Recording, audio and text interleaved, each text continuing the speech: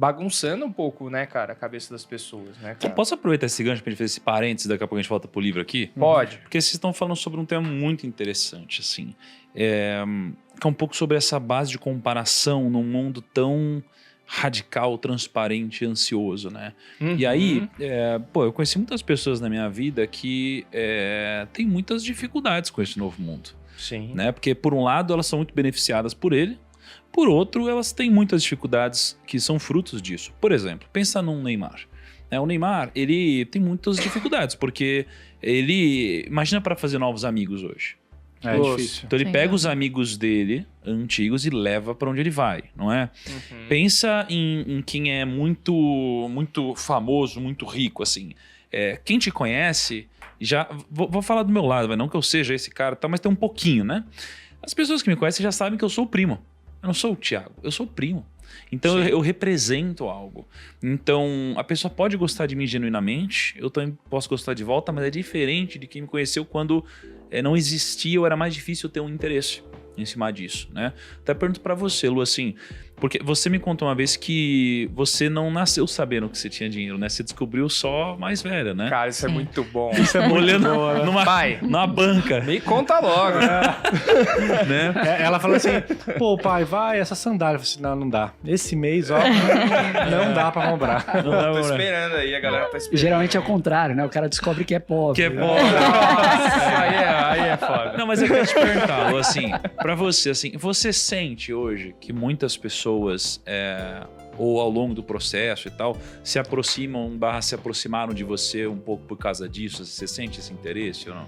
Acho que hoje muito mais por conta da exposição na internet, né? Antes, assim, até tinha... Porque foi assim, né? Deixa eu contar a história do começo. A gente morava no interior, eu sou de São Paulo, mas nós moramos no interior pelo menos 15 anos da minha vida em Mariporã.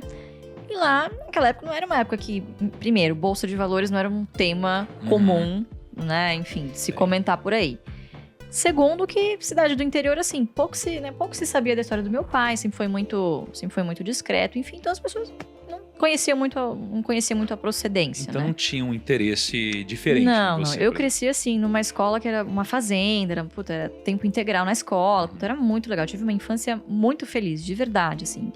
E foi uma infância bastante confortável, mas simples, então, poxa, filha do bilionário, mas cara, eu nunca tive Chanel, eu tinha amigas que assim, com 12 anos já andava de Chanel na escola, sabe? Eu, que é isso, gente? Imagina, e eu querendo um Nike Shot, sabe? Sei lá, um tênis. 4 molas. Eu quero Não, 4 aquele molas. 6 molas.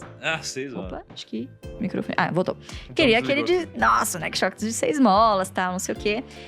E daí nasceu, obviamente, aquele interesse no consumo, né? Então você vê os seus amigos, pô, quero um também, né? Eu falei, Também era feio demais aquilo. pô, mas 6 eu molas. gostava, Não, né? era bom, Na época era cool, na época Eu já tive uns era Nike legal. Shots também, Eu cara. também já tive. Tinha um total Mas magia. o meu era umas... Total magia. O meu era umas cores que não clássica, existiam. chuteira com mola. Que nessa época eu não sabia o que era original e era falso, então meu pai me levava num lugar que tinha 30 tênis assim, enrolado em plástico filme. Eu falava, mano, que da hora. Aí tinha lá muito mais um barato. chinês cortando a unha do pé, almoçando e vendendo tênis, e você Eu achava achava que era aquilo, era verdadeiro. normal. Que é isso aí. Entendi.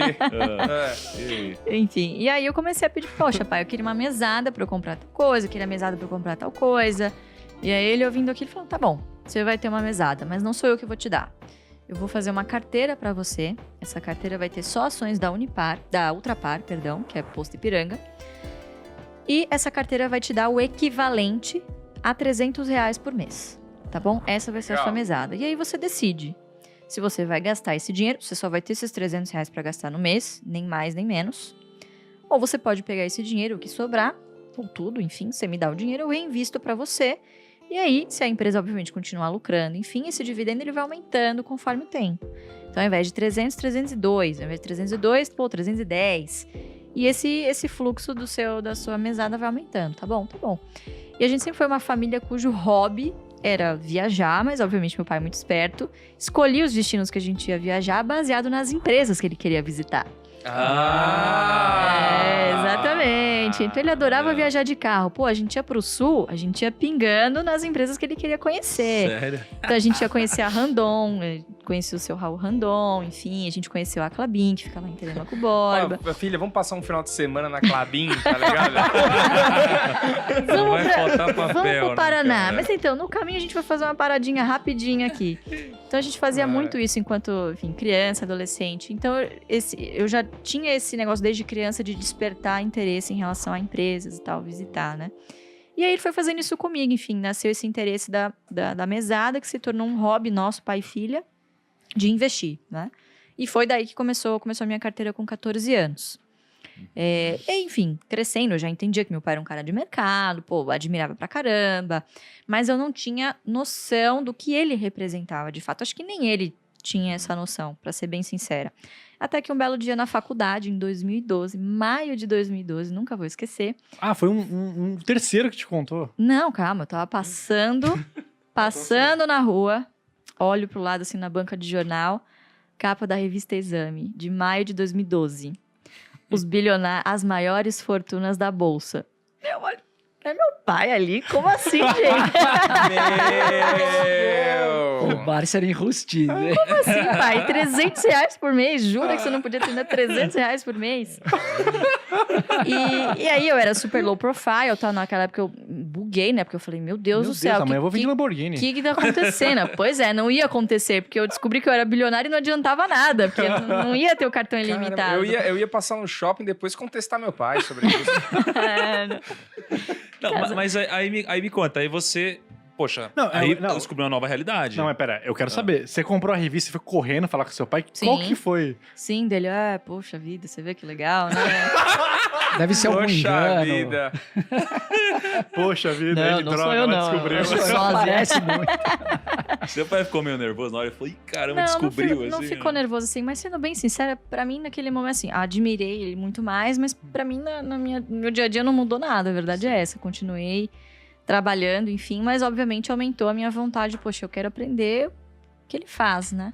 E ele já tinha despertado isso em mim há muito tempo, então a dificuldade que foi ali na faculdade foi justamente de começar a perceber o interesse das pessoas depois que elas descobriram que eu era filha de... Porque eu não considero bilionário, eu não sou bilionário, meu pai tá vivo ainda. Se Deus quiser, vai durar bastante tempo ainda, né? Vai enterrar muita Investidor gente. dura muito. pra A cabeça caramba. fica ativa há muito tempo. Exatamente, Verdade, então, muito tempo, nem, cara. nunca pensei nisso.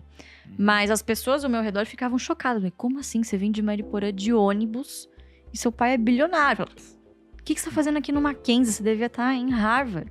Aí eu falava, porra, mas Harvard não ensina o que meu pai pode me ensinar.